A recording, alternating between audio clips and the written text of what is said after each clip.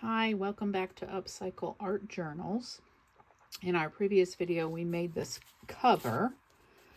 So we went ahead and we put that on file folder, sewed around the edges, glued the pockets on, sewed the pockets on.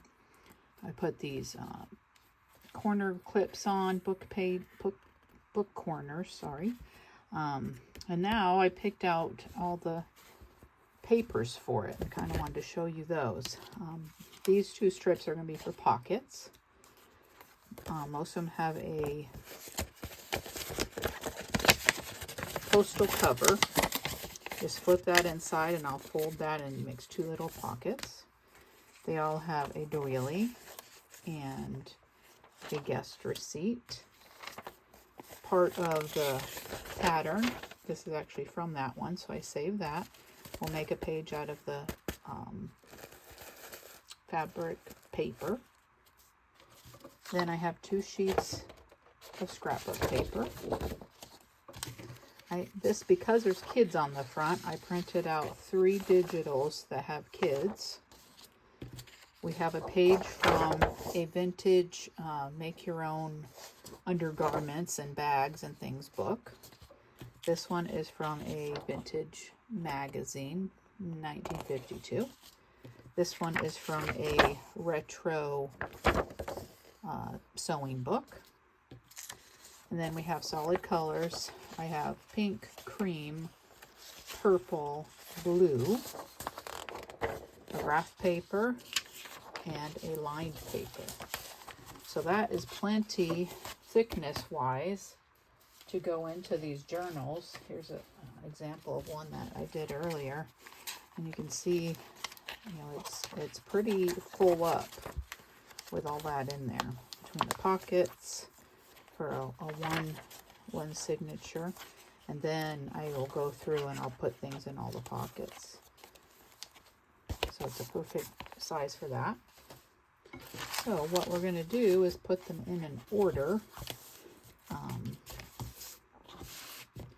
I've been putting one of the printables first. Actually, one of the scrapbook papers first, then the printable. To give it the strength on the outside edge. Then probably we'll try a doily. I like to have a variety of different layers and different textures throughout it.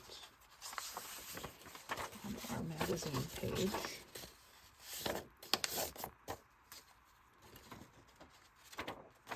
And then we'll do our writing paper. And then another smaller, let's do this one. Now, one thing I do notice I was missing was a little onion skin. I had a little onion skin paper I was doing in some of them. And then on the second digital is where I'm going to glue a pocket. So I just cut a 2-inch. I'm going to fold it in half.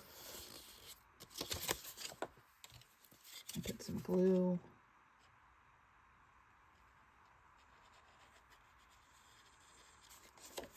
I like using a variety of solid colors for being able to write on, and the vintage paper, so any kind of sewing books or embroidery books or magazines that are older. And then the digitals I like because it adds just a little more sewing to it, and I use a lot of digitals for the ephemera inside. Okay, then let's do a purple. Just trying to even the colors out. Don't want too many white ones close together. Let's put this sewing one in. And then something smaller.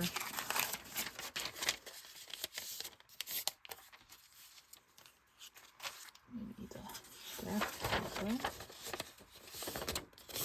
I've had several I've already made, so I kind of remembering how I did it. I'm going to put this postal cover in. That's going to make a pocket. And put the next scrap of paper. And we'll put blue, we'll go right next to that.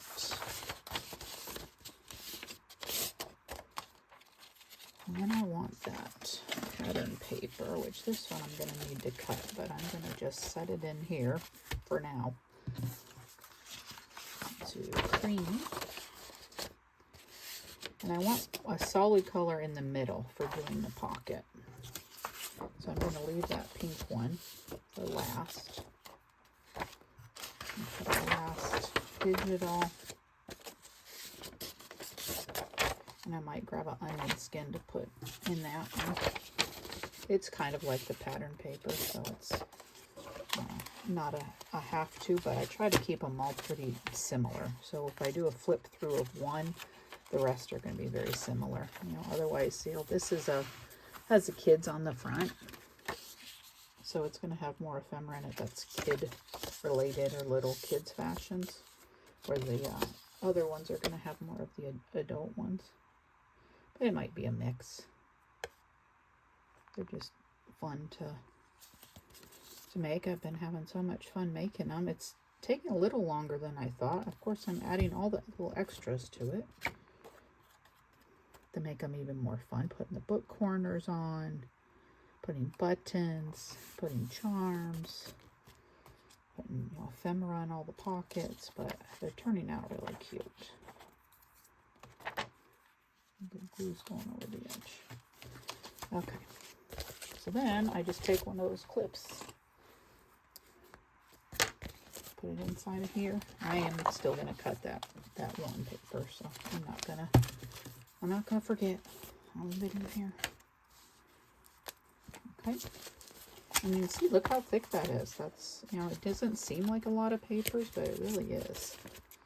So let me go ahead and get that other one cut, and then we'll get it sewn. Okay, I got my pattern paper cut. I'm cutting most of my papers 8 this direction, 8 tall by 10. Some of them are smaller. And this is the onion skin paper. It's a lot like the pattern paper, but I like having a variety of sizes, so we're going to stick that in the middle somewhere. Maybe in between these blue ones. Get my fingers to work. So yeah, 8.5 by 11s, you're just going to cut off, you know, that 1/2 inch on one and 1 inch on the other. And some of the patterns are not quite the same size. I found one that had a little bit of overlap, and this one does too, but that's not a problem. Okay, now we're going to put them. And I've been using this pink string because I have a lot of it, and it seems to go well. And we're going to do past 3 lengths because I want extra on the bottom to put some buttons. And a lot of people use blunt needles. Mine happen to be sharp, and I just try not to poke myself, but I just bought a variety. I tend to break them very quickly, so I got like a mega pack on Amazon. The eye of them tends to break pretty easy. So now because I'm just doing one signature, I'm going to take my awl and go right through the middle or thereabouts. Because it's only one, we don't need any kind of template to do it. You just kind of go by where you want them to be. And I'm doing that 3 pamphlet stitch. I probably could have done the 5 on here, but the way my brain works, I don't know that I could remember how to do it without watching videos. And even then, I'm so used to doing the 3 that it's just hard for me to switch. Oh, that doesn't want to poke through. Sometimes it gets a little misaligned. And that's why having the pokey needle sometimes is helpful. Remake it. Okay, I want this string to stay long enough to tie a button on. So don't pull that one out too far. And go back in that middle hole.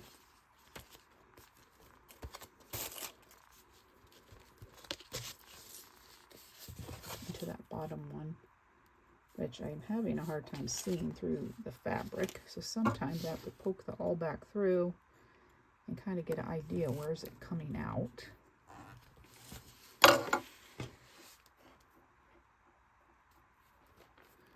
There we go. Find that hole again. Use the table to push that needle down. Sometimes saves on them breaking. Okay, making sure that's long enough.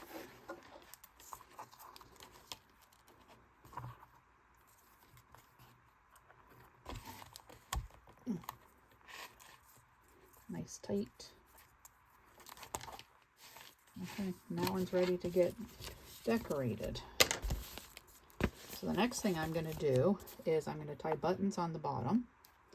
I'm going to clip a little sewing theme charm on the side and then go through and fill all the pockets with sewing themed ephemera.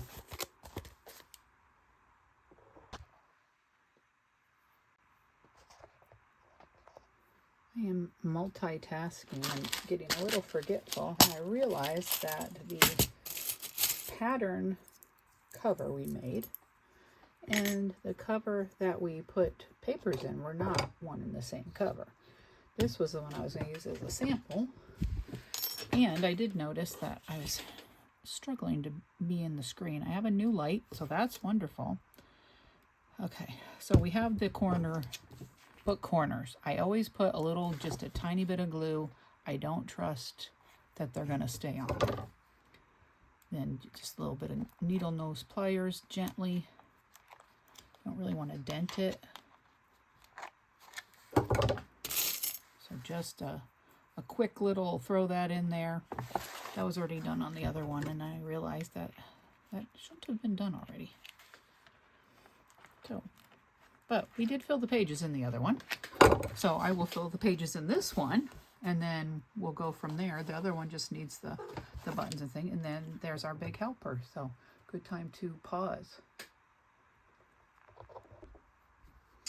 This video has sure been a long time in the making.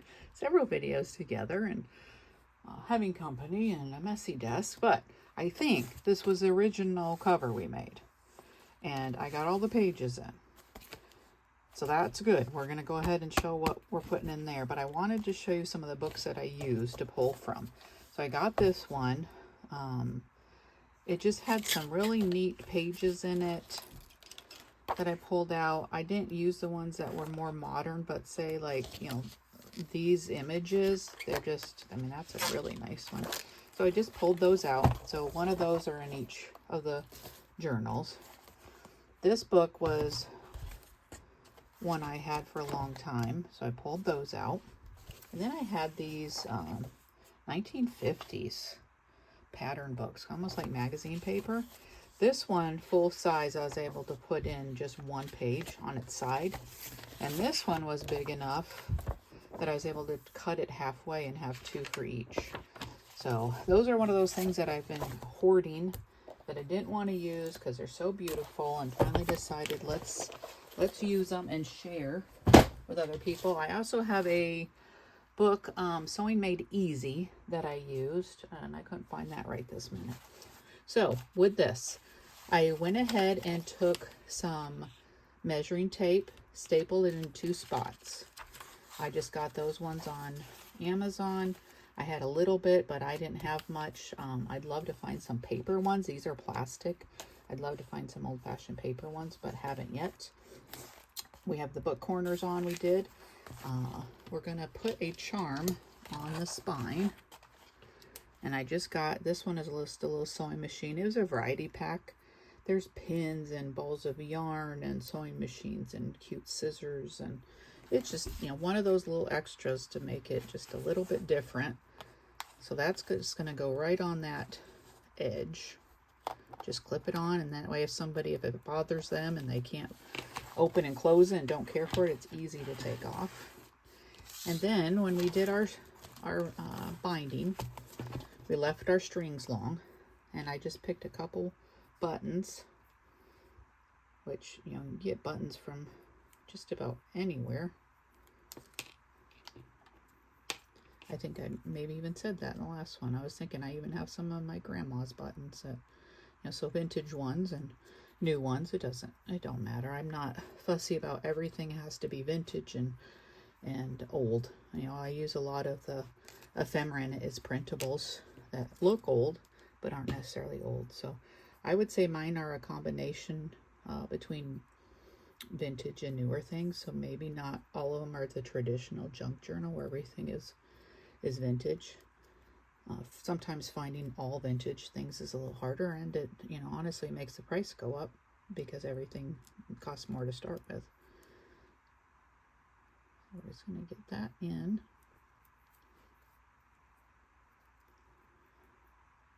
This is one of those jobs that we probably should have a helper do, not that little four-legged black helper either, who is locked upstairs and can't come down right now. Bless her heart. It's funny because Luna loves to come on the desk and help, and her sister, whenever I'm at the sewing machine, gravitates towards that. She wants to catch that thread while it's spinning around and around.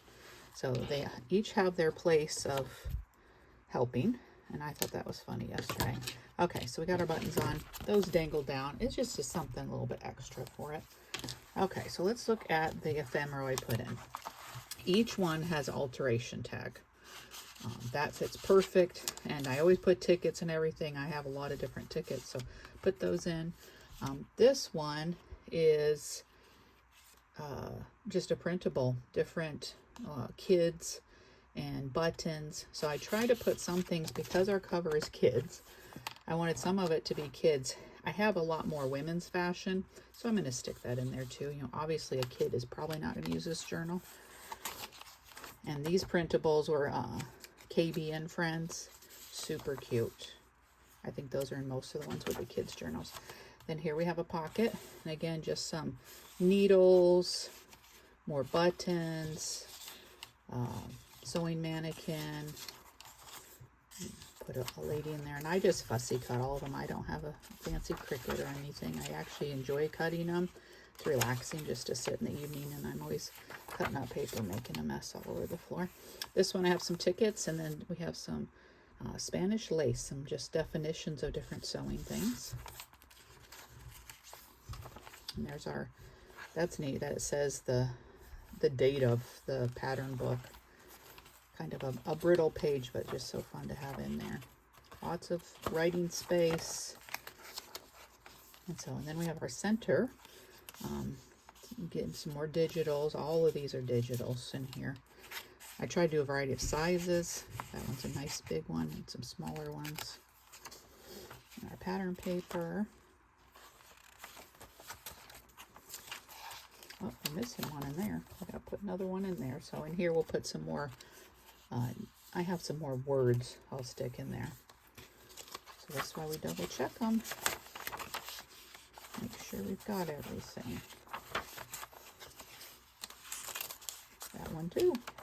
Maybe I was waiting to do them with you. Oh no, my mind is everywhere. Oh, and I've been putting in a postcard in each one in the back. Some retro ones of those, a little tag. And again, just some of the little printables. And this is a fabric pocket. And this one is a fabric pocket. So I'm right into it.